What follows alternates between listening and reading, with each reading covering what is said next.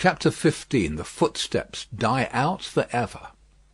Along the Paris streets the death carts rumble, hollow and harsh. 6 tumbrils carry the day's wine to la guillotine. All the devouring and insatiate monsters imagined since imagination could record itself are fused in the one realization, guillotine.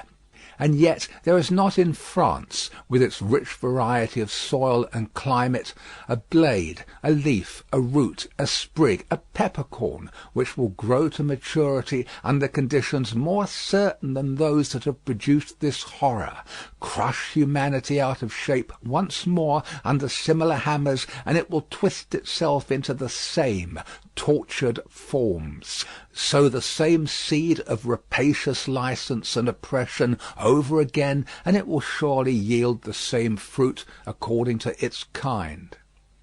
6 tumbrils roll along the streets. Change these back again to what they were, thou powerful enchanter Time, and they shall be seen to be the carriages of absolute monarchs, the equipages of feudal nobles, the toilettes of flaring Jezebels, the churches that are not my father's house, but dens of thieves, the huts of millions of starving peasants. No, the great magician who majestically works out the appointed order of the Creator never reverses his transformations. If thou be changed into this shape by the will of God, say the seers to the enchanted in the wise Arabian stories, then remain so. But if thou wear this form through mere passing conjuration, then resume thy former aspect. Changeless and hopeless the tumbrils roll along. As the sombre wheels of the 6 carts go round, they seem to plough up a long crooked furrow among the populace in the streets. Ridges of faces are thrown to this side and to that, and the ploughs go steadily onward. So used are the regular inhabitants of the houses to the spectacle that in many windows there are no people, and in some the occupation of the hands is not so much as suspended, while the eyes survey the faces in the tumbrils. Here and there the inmate has visitors to see the sight. Then he points his finger with something of the complacency of a curator or authorized exponent to this cart and to this, and seems to tell who sat here yesterday and who there the day before. Of all the riders in the tumbrils, some observe these things and all things on their last roadside with an impassive stare. Others with a lingering interest in the ways of life and men. Some, seated with drooping heads, are sunk in silent despair. Again, there are some so heedful of their looks that they cast upon the multitude such glances as they have seen in theatres and in pictures. Several close their eyes and think, or try to get their straying thoughts together. Only one, and he a miserable creature of a crazed aspect, is so shattered and made drunk by horror that he sings and tries to dance. Not one of the whole number appeals by look or gesture to the pity of the people. There is a guard of sundry horsemen riding abreast of the tumbrils, and faces are often turned up to some of them, and they are asked some question. It would seem to be always the same question, for it is always followed by a press of people towards the 3rd cart. The horsemen abreast of that cart frequently point out one man in it with their swords. The leading curiosity is to know which he is. He stands at the back of the tumbril, with his head bent down, to converse with a mere girl who sits on the side of the cart and holds his hand. He has no curiosity or care for the scene about him, and always speaks to the girl. Here and there in the long street of Saint-Honoré cries are raised against him. If they move him at all, it is only to a quiet smile as he shakes his hair a little more loosely about his face. He cannot easily touch his face, his arms being bound. On the steps of a church, awaiting the coming up of the Tumbrils, stand the spy and prison sheep. He looks into the first of them, not there. He looks into the second, not there. He already asks himself, has he sacrificed me? When his face clears as he looks into the third. "Which is Evrémonde?" says a man behind him. "That, at the back there." "With his hand in the girl's?" "Yes." The man cried, "Down, Evrémonde! To the guillotine, all aristocrats! Down, Evrémonde!" "Hush, hush!" the spy entreats him timidly. "And why not, citizen?" "He is going to pay the forfeit. It will be paid in 5 minutes more. Let him be at peace." But the man continued to exclaim, "Down, Evrémonde!" The face of Evrémonde is for a moment turned towards him. Evrémonde then sees the spy, and looks attentively at him, and goes his way. The clocks are on the stroke of 3, and the furrow ploughed among the populace is turning round to come on into the place of execution, and end.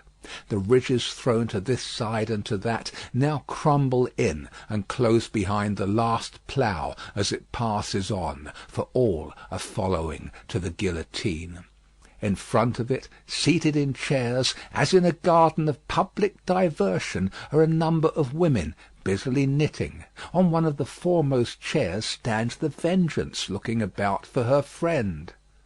"Thérèse!" she cries in her shrill tones. "Who has seen her? Thérèse Defarge!" "She never missed before," says a knitting woman of the sisterhood.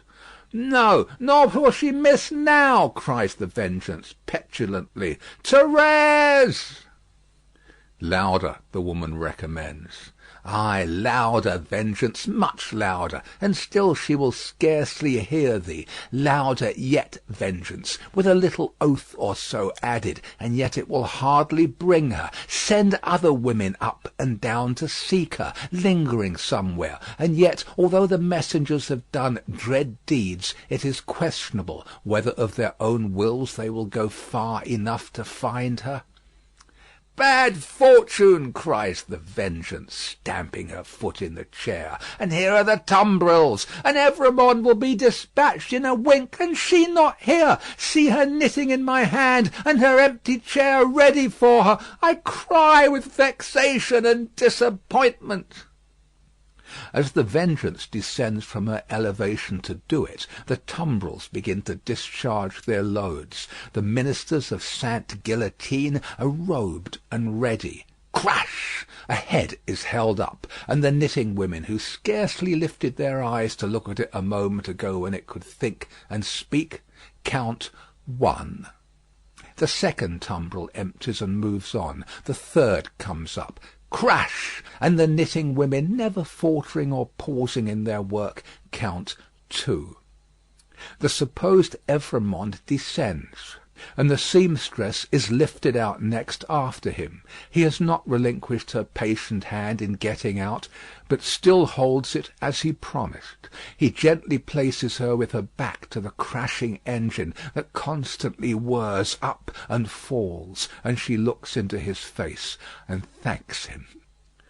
"But for you, dear stranger, I should not be so composed, for I am naturally a poor little thing, faint of heart. Nor should I have been able to raise my thoughts to him who was put to death, that we might have hope and comfort here to-day. I think you were sent to me by heaven." "Or you to me," says Sidney Carton. "Keep your eyes upon me, dear child, and mind no other object."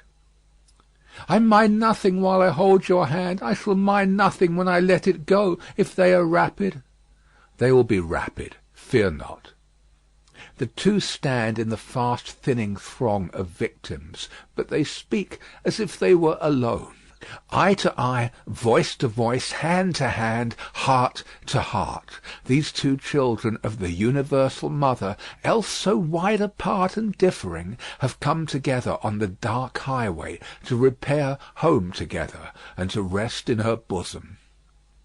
"Brave and generous friend, will you let me ask you one last question? I am very ignorant, and it troubles me just a little." Tell me what it is." "I have a cousin, an only relative and an orphan, like myself, whom I love very dearly. She is 5 years younger than I, and she lives in a farmer's house in the south country. Poverty parted us, and she knows nothing of my fate, for I cannot write, and if I could, how should I tell her? It is better as it is." "Yes, yes, better as it is." "What I have been thinking as we came along, and what I am still thinking now as I look into your kind, strong face, which gives me so much support, is this: if the Republic really does good to the poor, and they come to be less hungry, and in all ways to suffer less, she may live a long time. She may even live to be old." "What then, my gentle sister?" "Do you think—" The uncomplaining eyes, in which there is so much endurance, fill with tears, and the lips part a little more and tremble. "That it will seem long to me while I wait for her in the better land, where I trust both you and I will be mercifully sheltered?" "It cannot be, my child. There is no time there, and no trouble there." "You comfort me so much. I am so ignorant. Am I to kiss you now? Is the moment come?" "Yes." She kisses his lips. He kisses hers. They solemnly bless each other. The spare hand does not tremble as he releases it. Nothing worse than a sweet, bright constancy is in the patient face. She goes next before him, is gone. The knitting women count 22. "I am the resurrection and the life, saith the Lord. He that believeth in me, though he were dead, yet shall he live. And whosoever liveth and believeth in me shall never die."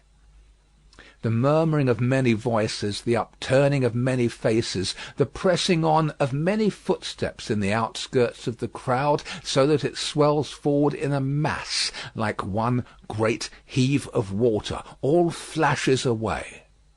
23. They said of him about the city that night that it was the peacefullest man's face ever beheld there. Many added that he looked sublime and prophetic. One of the most remarkable sufferers by the same axe, a woman, had asked at the foot of the same scaffold, not long before, to be allowed to write down the thoughts that were inspiring her. If he had given any utterance to his, and they were prophetic, they would have been these: "I see Barsad and Cly, Defarge, the Vengeance, the juryman, the judge, long ranks of the new oppressors who have risen on the destruction of the old, perishing by this retributive instrument before it shall cease out of its present use. I see a beautiful city and a brilliant people rising from this abyss, and in their struggles to be truly free, in their triumphs and defeats, through long years to come, I see the evil of this time and of the previous time of which this is the natural birth, gradually making expiation for itself and wearing out. I see the lives for which I lay down my life peaceful, useful, prosperous, and happy, in that England which I shall see no more.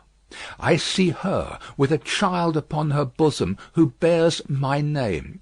I see her father, aged and bent, but otherwise restored and faithful to all men in his healing office, and at peace.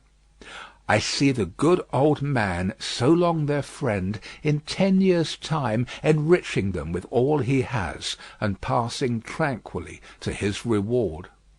I see that I hold a sanctuary in their hearts, and in the hearts of their descendants, generations hence. I see her, an old woman, weeping for me on the anniversary of this day. I see her and her husband, their course done, lying side by side in their last earthly bed. And I know that each was not more honoured and held sacred in the other's soul than I was in the souls of both. I see that child who lay upon her bosom and who bore my name, a man winning his way up in that path of life which once was mine. I see him winning it so well that my name is made illustrious there by the light of his.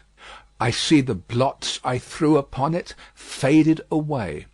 I see him foremost of just judges and honoured men, bringing a boy of my name, with a forehead that I know and golden hair, to this place, then fair to look upon, with not a trace of this day's disfigurement. And I hear him tell the child my story with a tender and a faltering voice. It is a far, far better thing that I do than I have ever done. It is a far, far better rest that I go to than I have ever known. End of Book 3, Chapter 15. Recording by Paul Adams, www.yawnguy.com. End of A Tale of Two Cities by Charles Dickens.